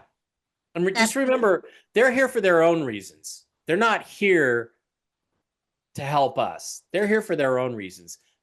Because even if they are here to help us, let's say the Nordics, the Pleiadians are good. Basically, we're here to help you. Maybe that's true, but they're helping us because they want something out of it. They're no different than human beings. Look, there's a girl. Wait. There's a girl I really like. This girl I really like. Very smart, very much into this stuff. I would very much like to have something happen between us. But look, as brilliant as she is, and as much as I like to get information out there, I want her for myself too. You know, everybody has a selfish motivation in everything, every relationship. She's cute. You know, do I want her to be my girlfriend? You betcha. You deserve a good, nice. Well, girlfriend. Sure. But what I'm saying is, regardless of what she can contribute to the world of ufology and understanding or whatever it is, I have my own reasons for wanting. And you're honest about it. Well, but it's the same thing with the aliens, but they're not honest about it. It's the same thing. That's what I'm trying to get to, is it's the same thing with them, but they're not honest about it. So somebody has to be out there to say, wait a minute, This book is titled To Serve Man. Remember that episode of The Twilight Zone? To Serve Man. And as all these people are getting on the ship to go to the planet, the guy comes running up and he says, it's a cookbook. So. That's one of the shows that I saw of that series. Yeah. I saw one about a man and his glasses. Oh, Burgess Meredith. Yeah. Yes. The nuclear war happens, and he's finally got time to read all the books, and he falls and his glasses break. Right. And then there was one, God, all those black and white movies. There was one about a dream or something. They were either freezing to death or they were burning up. But at the end of the show, it was the opposite of what she was dreaming. It was the sun. Yeah, the sun was heating. The Earth had moved too close to the sun, and everything was burning up. And everybody was trying to go north to the poles, but eventually we were going to get so close to the sun that the planet was going to die. And she woke up and she had a fever, and it was exactly the opposite. The Earth had somehow moved away from the sun, and everything was freezing. Everyone. And the other one that you mentioned, those were the only three that I ever saw of that series. Yeah. But boy, didn't they make an impression? A lot of Rod Serling is probably the greatest writer of all time, not just of sci-fi and horror, but just brilliant man. Absolutely brilliant guy. Would love to have been Rod Serling in a career. Tell me the name of your podcast. Don't you have more than one? I do. I have Real News Live with Mike and Jen. That is my psychic friend, Jennifer Falah. That is focused on the financial reset and geopolitical news and what's really going on. So we try to give you the real news. Like, this is what they say the news is. This is what's really happening, right? This is not an interpretation of the news. No, well, no, it is. It is in a sense it's an interpretation, but it's with psychic input from the archangels, who Jen is very connected to, and she has an uncanny ability to be correct. Absolutely, like at least 80%. And she does things like in the news, what you're going to hear about in the news this week, and she usually lists half a dozen items, and at least 4 of them happen. And then sometimes what happens is they do happen, but they don't happen for like 3 months. And like, wait a minute, didn't you say, earthquake in Asia and, or something like that? And then boom, it'll happen. But she'll just see it sooner rather than later. So, timing, I think I told you this a long time ago. Timing is the hardest thing for psychics to work with. Mm-hmm. Because it's time. But it also involves so many people. Right. And whoever you're talking to up there, their concept of time and how time works up there is completely different. Like Jen got August 23rd, God wins. 2 or 3, 4 years ago. Okay. Didn't say which August 23rd, 2022, 2023. Well, guess what? And a lot of this is financial, cryptos and currencies and all that stuff. Guess what? In just a couple days in Jackson Hole, Wyoming, the Federal Reserve is having a major meeting, at which time I understand the question is going to come up of whether we go back to the gold standard or not because of our financial problems. And they finished that meeting on, wait for it, August 23rd. So I will be shocked if there isn't some sort of fairly significant movement in financial circles on August 23rd by whatever announcement the Fed makes. Okay, say the name of the podcast again. That's Real News Live with Mike and Jen. That is Mondays and Wednesdays. And then later on tonight at 6 p.m. Pacific, 9 p.m. Eastern, I have Toxically Masculine Tuesday, which is just me and 3 other dudes. And we again, it's a news show, but it's a more conventional news show. Like I'm sure we'll talk about the summit yesterday, but we'll try to give you a different spin on, well, what do we think's really going on here as opposed to what they're trying to push out in the media? What's really happening with the war in Ukraine and all that stuff.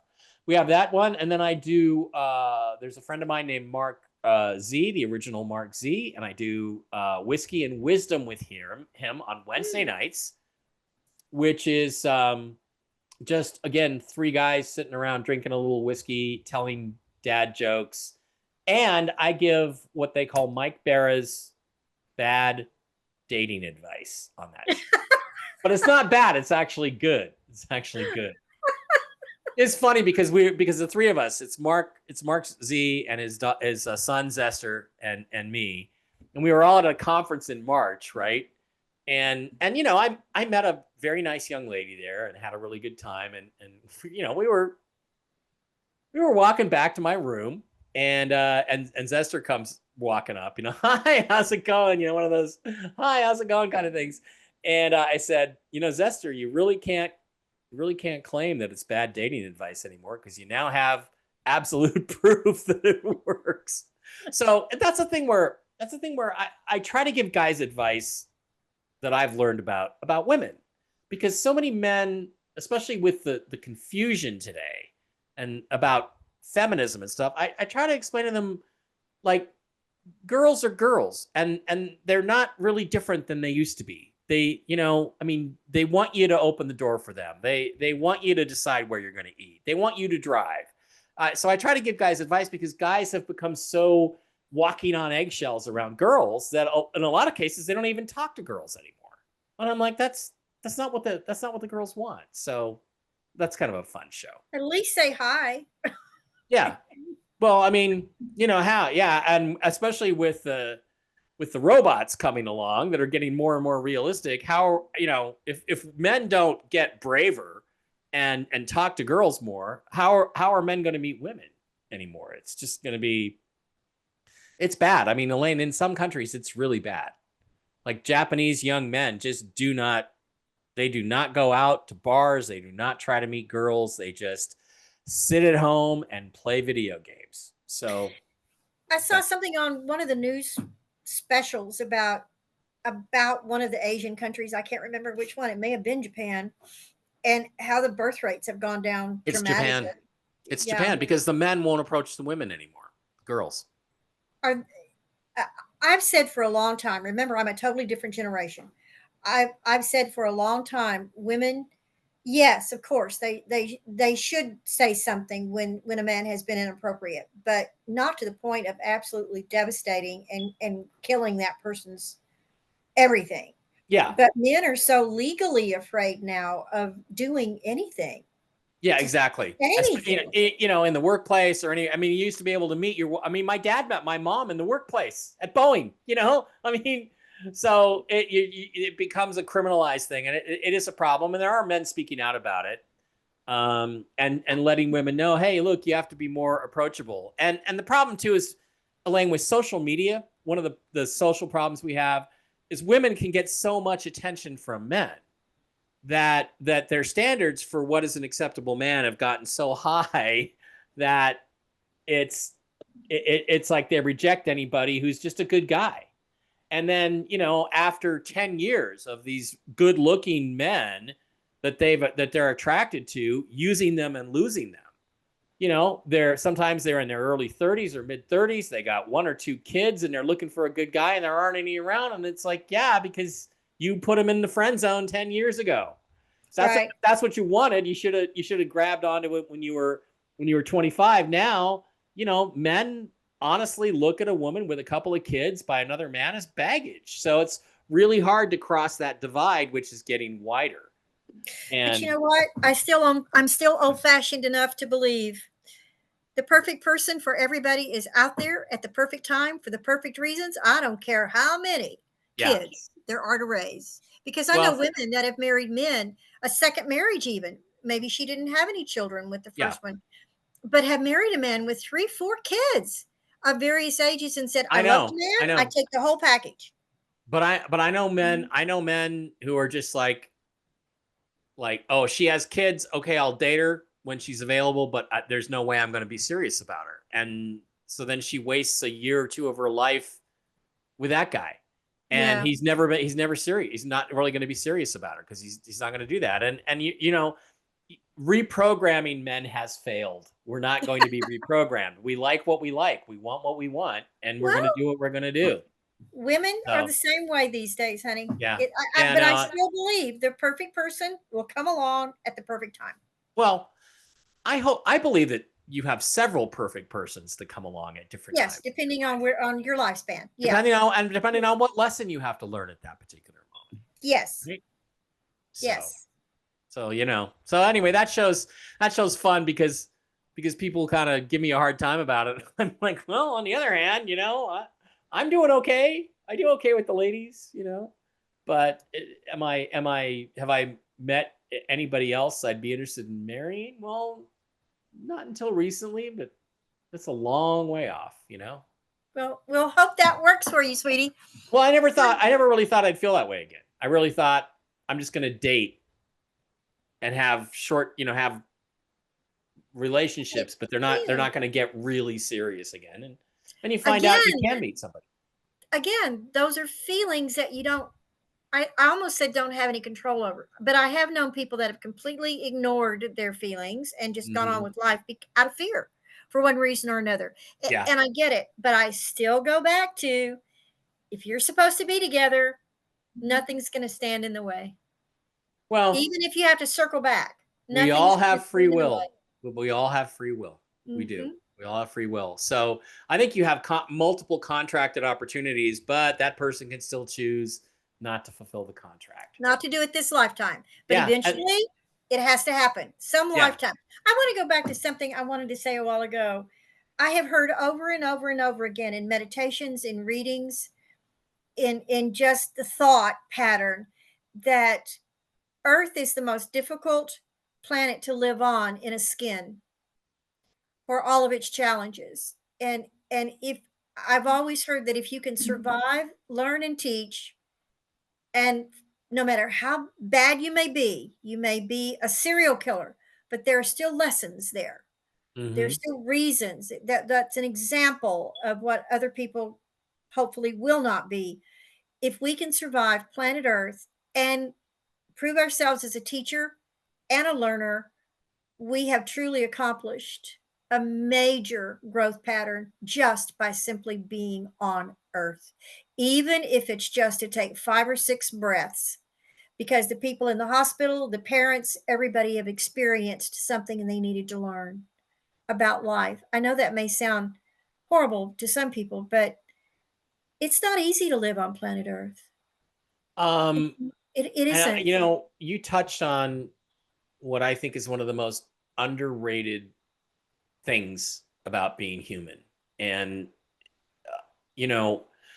I hear people say, oh, get me off this planet. These people are messed up. They kill each other over whose deity it is, or they kill each other over oil, or they kill each other over money. And, look at how terrible these people are and human beings are. And I think nothing could be further from the truth. I think it takes an incredible amount of courage to incarnate here on this planet in this experience, totally cut off by the time we're 3 or 4 years old from our higher selves, from our higher source, from our higher guidance, and with complete amnesia as to what exists beyond this world. How different would we all behave if we all knew what happened when we passed away and we weren't afraid of it? We would behave completely differently. So to incarnate here in this human experience is the bravest thing I think that any soul can do. And that's why I think this planet is special. I think human beings are special. And I think that the worst person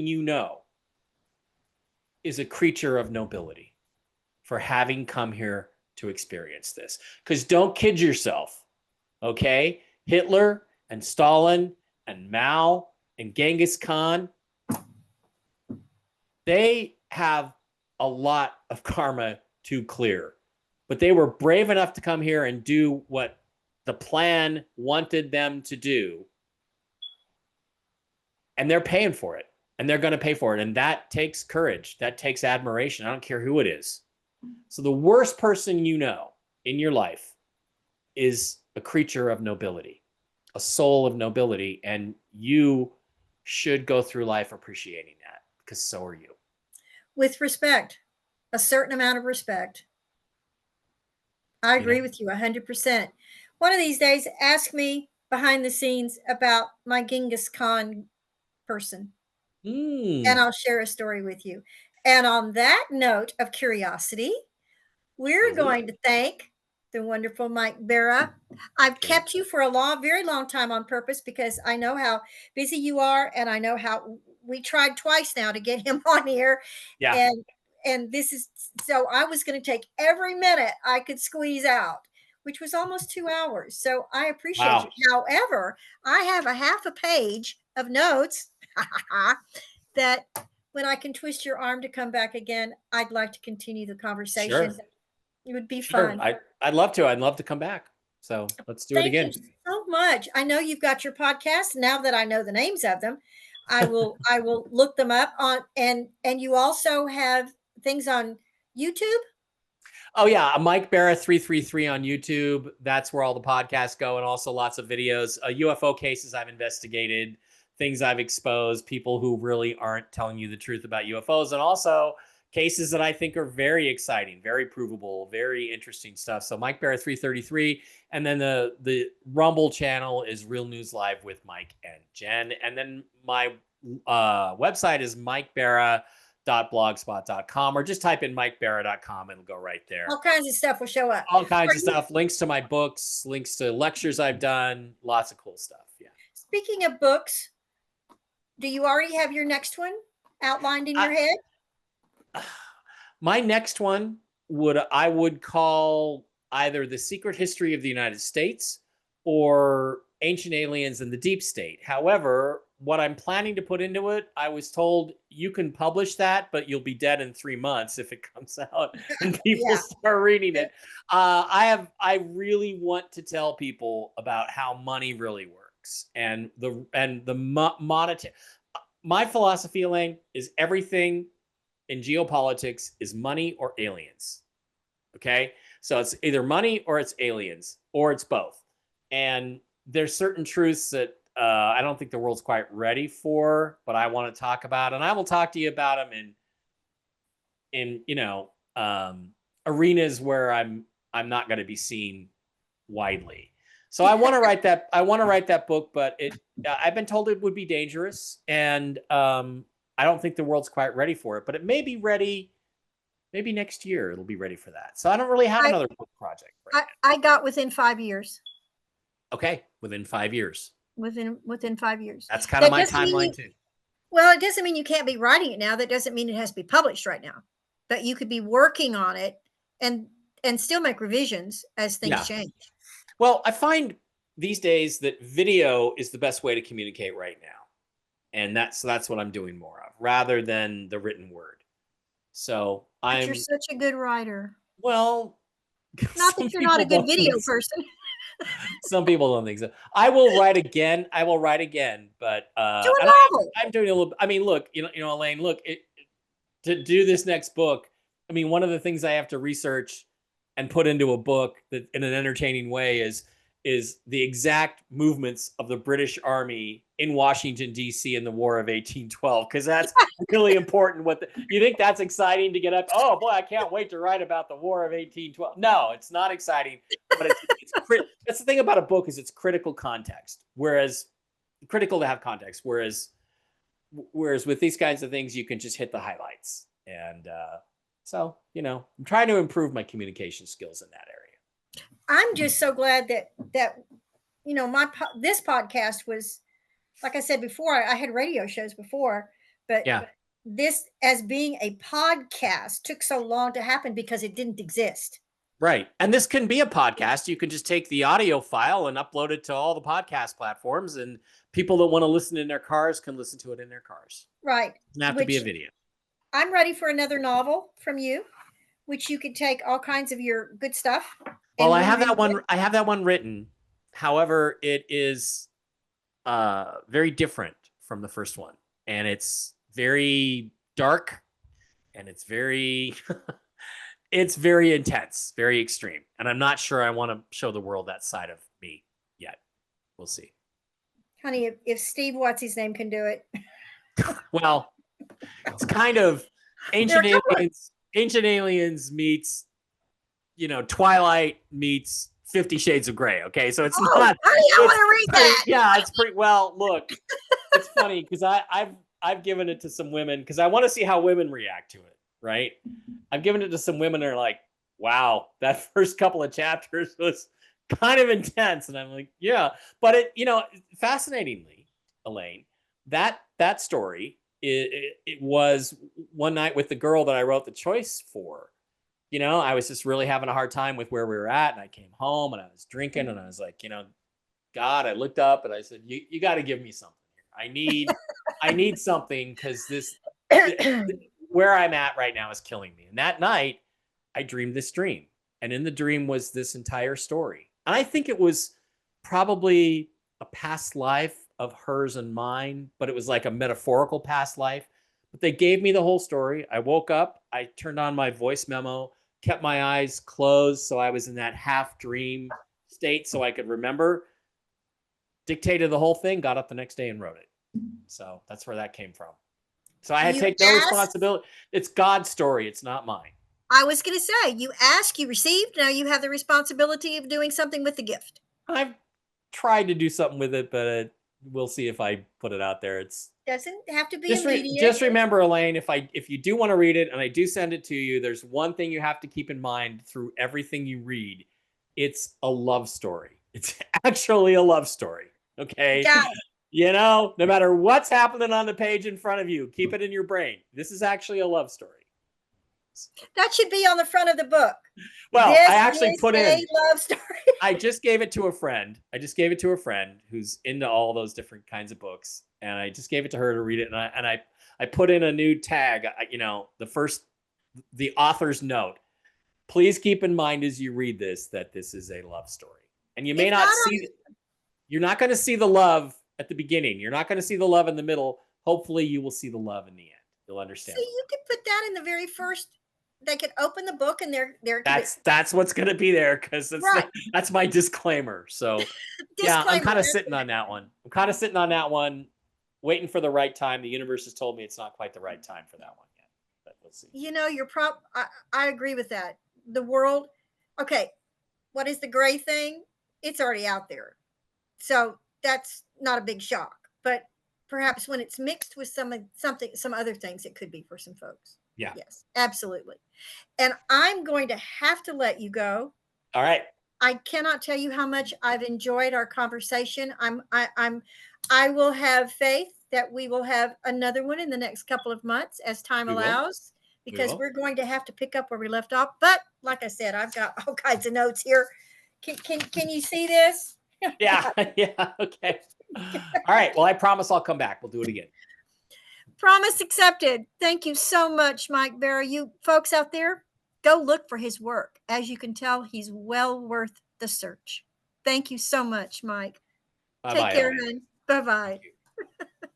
Thank you for tuning into The Conversations with the Ancients, where we take you on a journey where you'll hear voices of metaphysicians from the past, as well as today's spirit mediums, healers, and others who show you a side of the paranormal you've never seen before. Remember to visit our website at conversationswiththeancients.com and enjoy even more great episodes like this one. Again, while you're here, subscribe to us via your favorite network. We look forward to seeing you next time on Conversations with the Ancients.